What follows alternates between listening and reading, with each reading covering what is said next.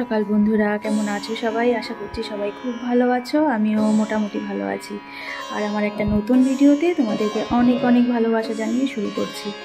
আর এখন বাজে প্রায় 10:30 বাজে। ওরা স্কুল যাবে, মেয়ের আজকে স্কুলের রেজাল্ট আর কি, খেতে বসেছে ওরা। পাপা দিয়ে আসবে, ও ওদিকে মেয়েকে দিয়ে স্কুলে চলে যাবে আর কি। রেজাল্ট কখন আসে এখন।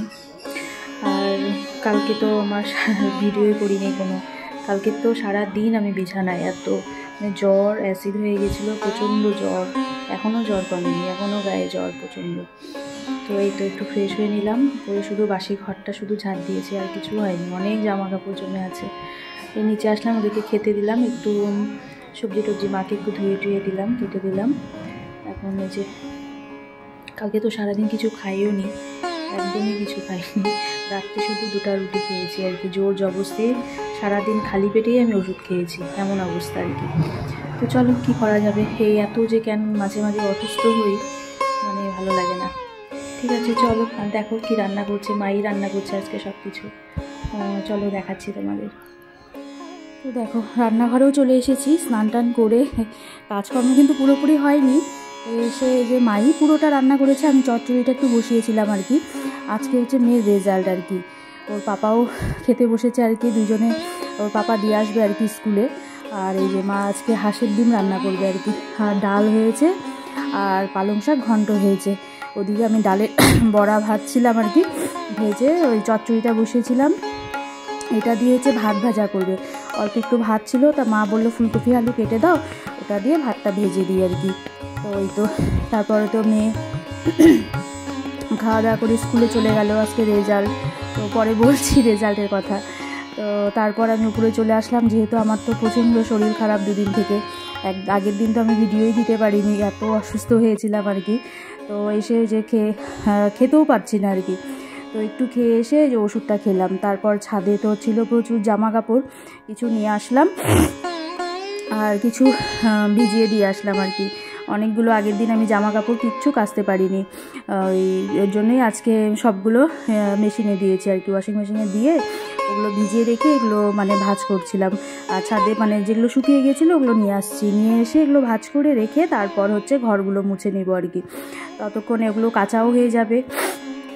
তো ওর পাপা তো বারবার বলেছিল তোমাকে কিছু করতে হবে না।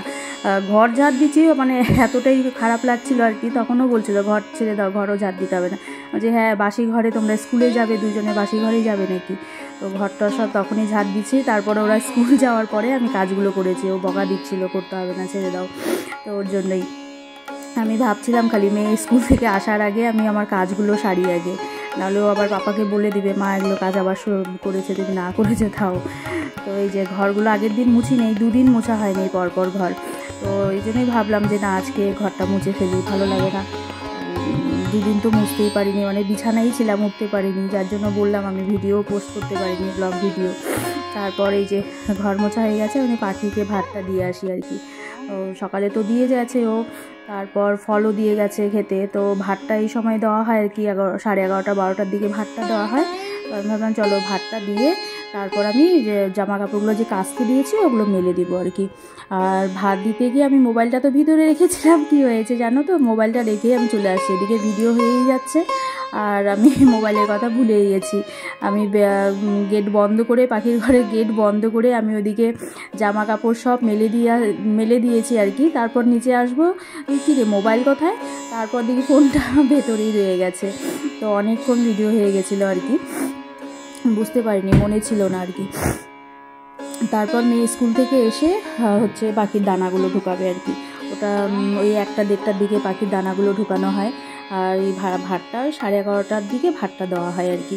তো আমার একটু লেট হয়ে গেছিলো আজকে দিতে, আমি ঘরটার মুছে এসে তারপরে ভাতটা দিচ্ছিলাম আর কি, ওর জন্যই।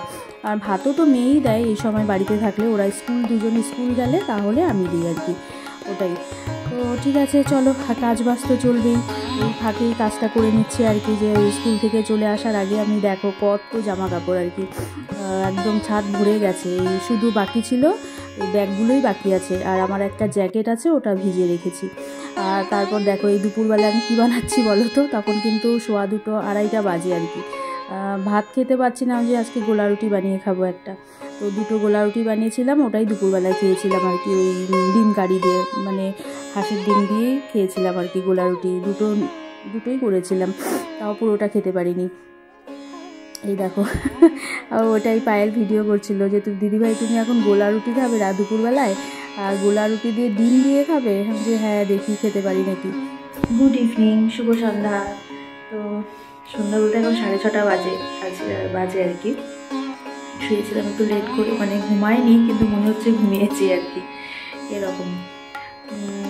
তো এখন এই যে চা বসালাম আমার জন্য একটু, আমি এর জন্য যে কফিটা রেডি করলাম।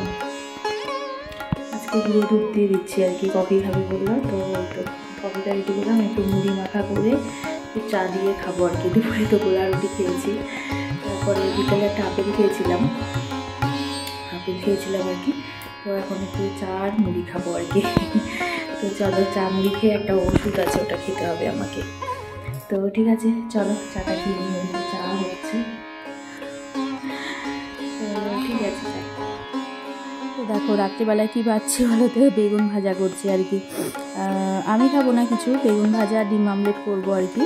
আর মা এদিকে এসে করেছিল ডিম ভুজিয়া করেছিল, আলু ডিম দিয়ে পেঁয়াজ দিয়ে ভুজিয়া করেছিল, আর ডাল তো ছিলই। আর আমি ভাবলাম বেগুনটা ভাজা করে ডিম আমলেটটা করে ওদের খেতে দিই আর কি।